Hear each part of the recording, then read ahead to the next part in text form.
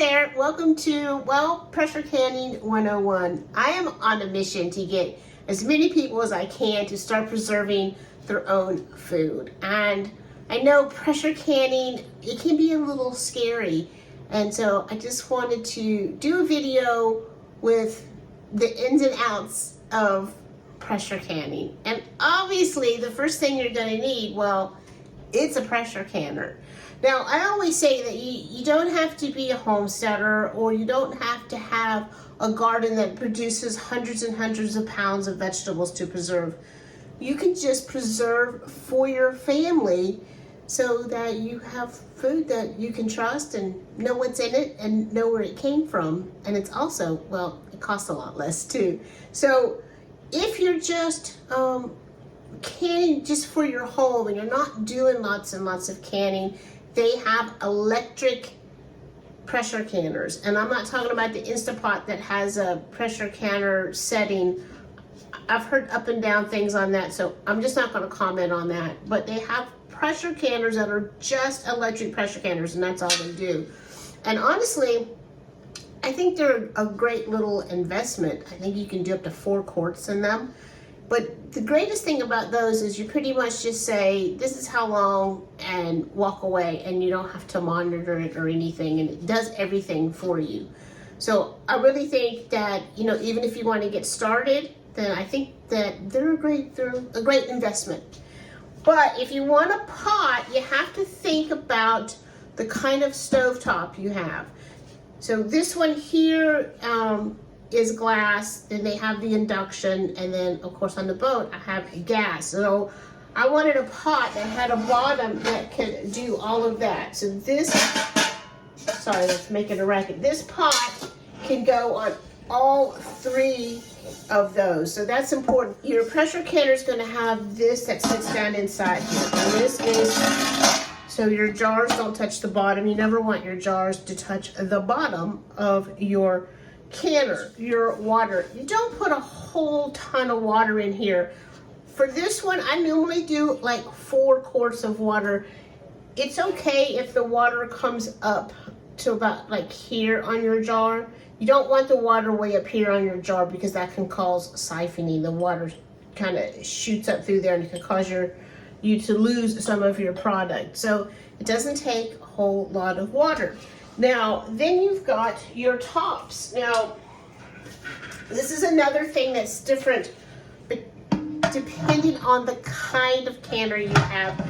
So whatever kind of canner you have, just make sure you follow the manufacturer's directions for that canner. Some of them you have a different kind of weight depending on how much pressure you're canning at. Each elevation kind of has a different kind of pounds of pressure that you can at. And so there's here, so like for me here at sea level, I'm going to can at 11 pounds of pressure. And if I was at elevation, it'd be like 15 pounds of pressure. So know your elevation. There's a little sheet, and each canner is going to be different. This particular canner, I think I have 2 of these. But these are not what determines what pound I have. Some pressure canners, you'll have a 10 and a 15 pound weight. These are interchangeable. This one, you change the valve stem depending on your elevation. And this one also has a vent here so that I can start my canning with this on, where the other ones you have to wait till the steam escapes for like 10 minutes and then you put your top on. So again, you're just going to read your manufacturer's direction. So another thing that you can do is add some just plain white vinegar to your water, especially if you have hard water, and we have really hard water here.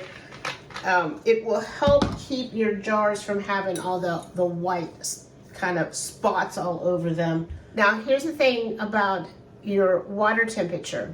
If you have something cold, so maybe you made stock and you put it in the refrigerator to wait for the next day to take that fat cap off, and you want to pressure can it cold, well then your jars have to be cold, your water has to be cold, and your stock has to be cold. Everything has to be cold. If I'm pressure canning something warm, I go ahead and put my jars in here while I'm coming up to temp. So then my jars will be nice and warm and ready for me.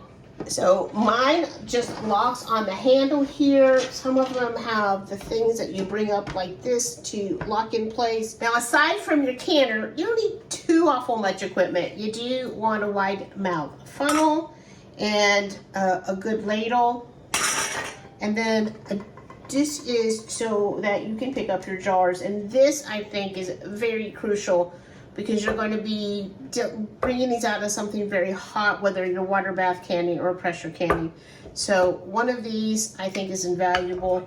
I love this because I can pick up my lids without touching them to put them on. And then something, you can use a chopstick. I've used knives, people yell at me, but you want to debubble things. So when you're putting, say, your beans in a jar, you want to go down the sides and debubble it, and then you can add more liquid. Now, every single recipe is going to be specific for that recipe into how much headspace you leave and how long you're going to pressure can it.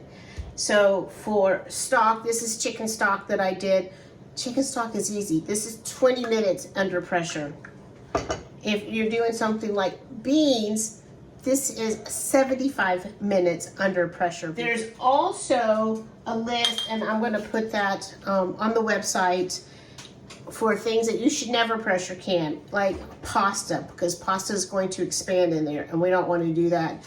So I have that list on the website in case you need it. Now, obviously, the jars I'm going to reuse. You can reuse your jars again and again and again. Now, when it comes to picking out your jars, you want a jar that's reliable.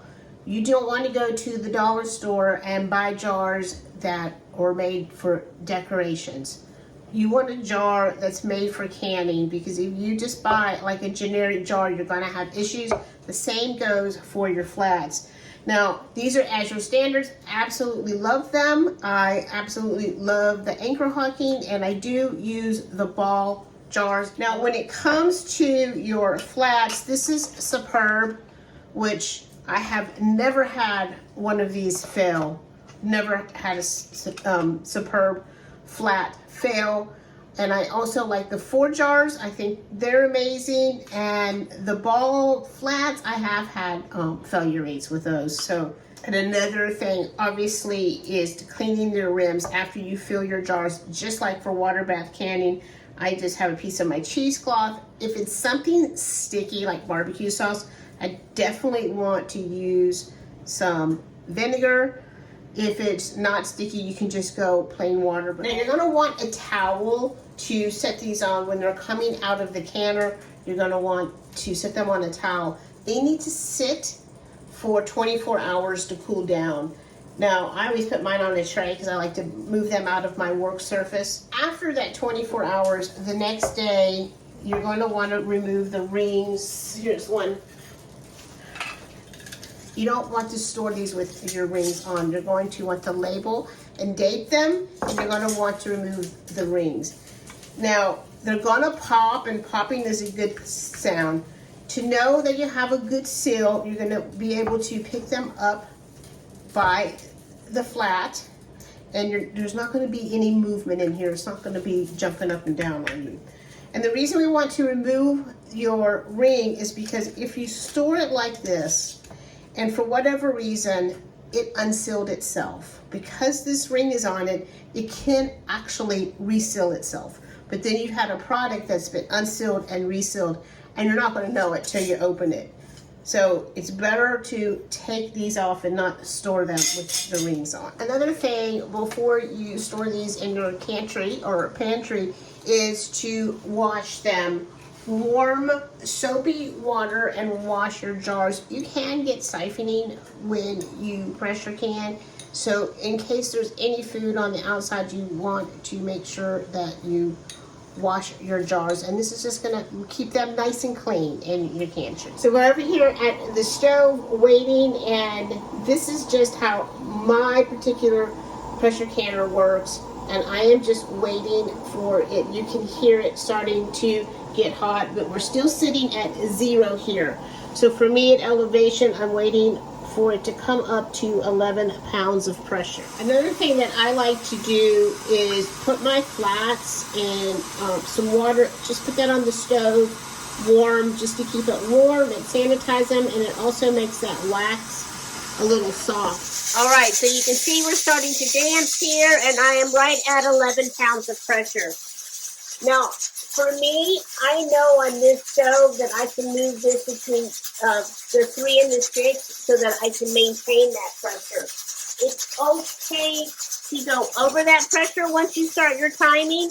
You just don't want to go under it. So for whatever you're canning, once you hit pressure, then you start your timer. So let's say we're doing stock in 20 minutes. So right now that I hit 11, now I can hit my clock to know that I can start. So now the clock has begun. And this is a crucial part here just to maintain and watch this. That you can see it's raising a little bit because this is electric stove, so it takes a minute for it to adjust. So watch it your first couple times till you know your stove and how to adjust it to maintain the pressure that you want to maintain.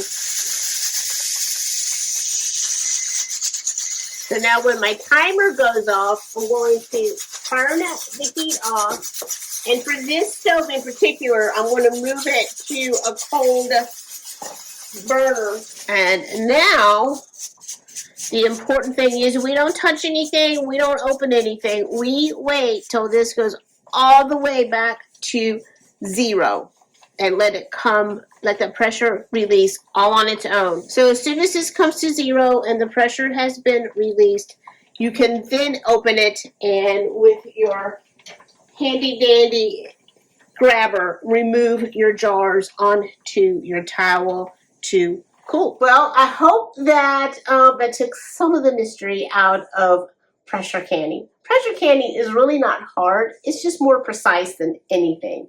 And now that you know the basics, and when you get your new pressure canner, just follow the manufacturer's directions for the one that you got. Make sure you get one for your kind of stovetop. I do have this list on the website that is kind of a 101 to pressure canning, elevation, and all of the things that we've just talked about today in case you need a refresher. I really hope that you start preserving your own food at home, and you know it's going to be better and more healthy for your family, and it's going to save you a lot of money in the future.